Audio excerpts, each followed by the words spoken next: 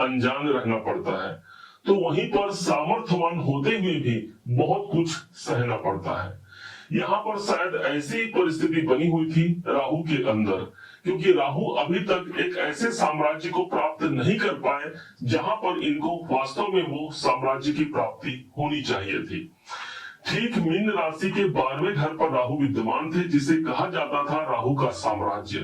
परंतु इस परिस्थिति पर ऐसा हुआ कि राहु अभी तक 30 डिग्री से 24 डिग्री के अंतराल में थे, जिस स्थिति को ज्योतिष शास्त्र की भाषा में कहा जाए तो मृत अवस्था कहा जाता है, अर्थात राहु मृत अवस्था में थे। वक्त करवट बदलता है और ठीक आता है 2 सितंबर का डेट। इस दिन यही राहु अपने मृत अवस्था से बाहर निकल जाते हैं, अर्थात जो अब इनको रिजल्ट देना है, क्योंकि इनका कार्यकाल सन 2026 के पूरे दिसंबर महीने तक रहने वाला है। इसलिए कह सकते हैं हम कि सन 2026 की न्यू इसी 2025 में इसी राहु के माध्यम से रची जा चुकी है। एक बड़ा परिवर्तनकारी साम्राज्यकारी ये समय होगा। क्यों होगा समझिएगा। सबसे पहले तो ये आपके ठीक 12वें घर पर राहु देव विद्यमान है, जहां पर 11 नंबर की राशि है, और इनकी जो 3 दृष्टियां हैं, इन 3 दृष्टियों के प्रभाव से बड़े सकारात्मक परिणाम ला करके देने वाले हैं। सभी ग्रह को हम हवा या हवा का झोंका कहते हैं, लेकिन एकमात्र राहु ऐसा ग्रह है जिसे हम तूफान कहते हैं। अब यही राहु का तूफान हमारे जीवन को किस मुकाम तक पहुंचा पाएगा समझिएगा। सबसे पहले 12वें घर पर है, तो जितने लोग भी विदेशों में कार्य करते हैं या जो लोग भी अपने कैरियर विदेश में ले जाना चाहते हैं, उन सबके लिए एक सकारात्मक ये रिजल्ट होगा राहु का 12वें घर पर होना। विदेश से जुड़े हुए कार्य पूरे होते हैं। आप यदि आयात निर्यात इंपोर्ट एक्सपोर्ट संबंधी कार्यों में संलग्न है तो राहु 12वें घर पर मौजूद है।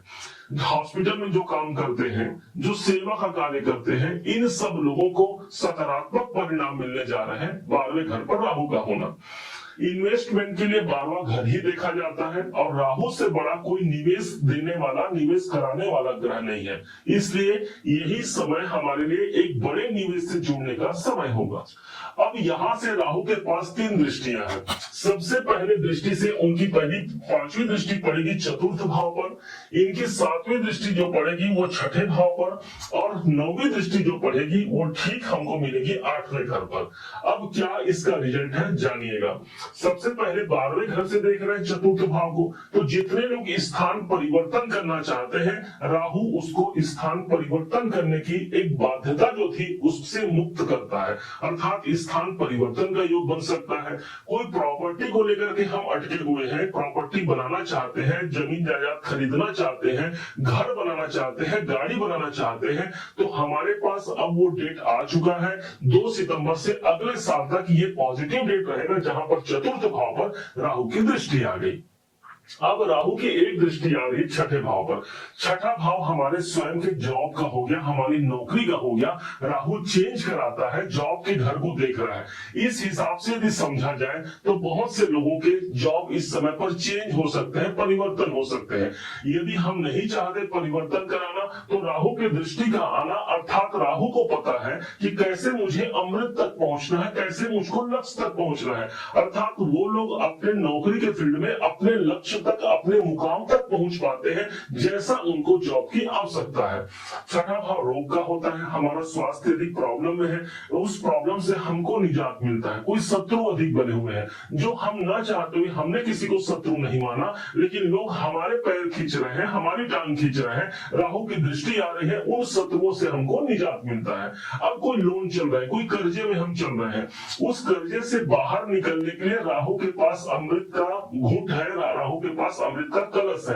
अब उस अमृत की जो बूंदे हैं, जो भगवान मोहिनी ने राहु को पिलाया था, ठीक इसी प्रकार से वो जागृत हो गए थे। अब वो जागृत होगा। हमारा कर्जे का भाव जिस पर हम परेशान थे, उससे बाहर निकलने के लिए राहु हमको रास्ता दिखाएगा, राहु हमको अवसर देगा। अब राहु की एक और दृष्टि है, अंतिम दृष्टि, समझिएगा बड़े ध्यान से।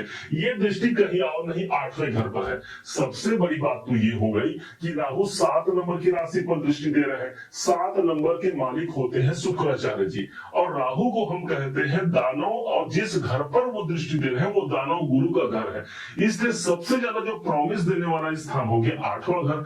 8वां घर है जहां पर हमने पहले अपने जीवन पर रुकावट, बाधा, डिप्रेशन, तनाव को यदि देखा है, तो राहु कहता है मैं अब बर्दाश्त करने वाला नहीं, अब मेरे पैरों में जंजीर नहीं, अब उन बेड़ियों को तोड़ करके हम अपने बाधाओं से बाहर निकलते हैं, अपनी समस्याओं से बाहर निकलते हैं और एक नए आयाम से, एक सुखद वातावरण से जुड़ पाते हैं।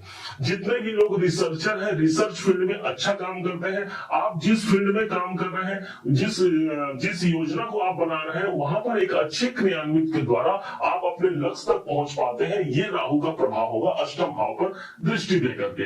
18 साल बाद राहु अपने स्वयं के राशि पर, अर्थात शनि के राशि पर, जिसे स्वयं का घर कहा जाता है, उस स्थान पर आए हैं। तो अब इनका वास्तव में जो परिणाम मिलना है वो बड़ा विस्तृत मिलना है, बड़ा खुलकर मिलना है। अब जहां जहां हमने बताया वहां वहां सकारात्मक परिणाम मिलने हैं। लेकिन कहा गया है हर सिक्के के 2 पहलू होते हैं, एक प्लस एक माइनस। तो इसके माइनस साइड भी क्या होंगे, इसको भी हमको जान लेना है। हालांकि हम आपको उपाय भी बताएंगे। राहु के पास एक ही विशेषता होती है, जो भय और भ्रम, वो राहु के कारकत्व में आता है। अर्थात हमारे अंदर भय उत्पन्न करना, हमारे अंदर भ्रम उत्पन्न करना, यही राहु के एट्रीब्यूट भी होते हैं, अर्थात वो भी हमारे अंदर आएगा। इसलिए कहा गया है कि राहु को प्रसन्न रखने के लिए या राहु के इस भय भ्रम से दूर होने के लिए हमको न ही नकारात्मक चीजें सुननी है और न ही हमको देखनी है। जितना हम अपने आप को सकारात्मक बना सके, उतना इस राहु से अनेक और असंख्य लाभ हम ले सकते हैं। ध्यान दीजिएगा, भगवान शिव जी की आराधना करने से ये राहु सदैव प्रसन्न रहता है। भगवान शिव जी पर जलाभिषेक करने से ये राहु की प्रसन्नता प्राप्त होती है, राहु की कृपा मिलती है, राहु के दोष समाप्त होते हैं। गंगा जल से स्नान करने से राहु की प्रसन्नता मिलती है, इसके दोष, इसके दुष्प्रभाव हमको नहीं बन पाते। और जो भय और भ्रम बना हुआ है, इससे मुक्ति के लिए स्नान करने के जल में थोड़ा सा गंगा जल मिला करके स्नान कर सकते हैं। राहु की प्रसन्नता होगी, भगवान देवाधिदेव की प्रसन्नता होगी, महादेव की प्रसन्नता होगी, और हम अपने जीवन में वो साम्राज्य हासिल कर सकते हैं जहां तक हम उड़ना चाहते हैं। उस तूफान के माध्यम से वो विशालता जो पॉजिटिव उड़ान होगी, वहां तक हम उड़ पाते हैं। उम्मीद है आप सबने इसे समझा, आप सबने इसे जाना। यदि आपने इसे समझा है, जाना है, मेरे समझाने का प्रयास यदि आपको सार्थक लगा हो, मेरे समझाने का तरीका यदि आपको सार्थक लगा हो, तो हर बार की भांति इस बार भी अपना प्यार भरा लाइक और कमेंट करना कभी मत भूलिएगा। और हाँ, यदि अभी तक आपने चैनल को सब्सक्राइब नहीं किया है, सब्सक्राइब जरूर कीजिएगा। पुनः एक बार फिर आप सभी का दिवस बहुत मंगलमय हो, इन्हीं शुभकामनाओं के साथ। जय श्री राम।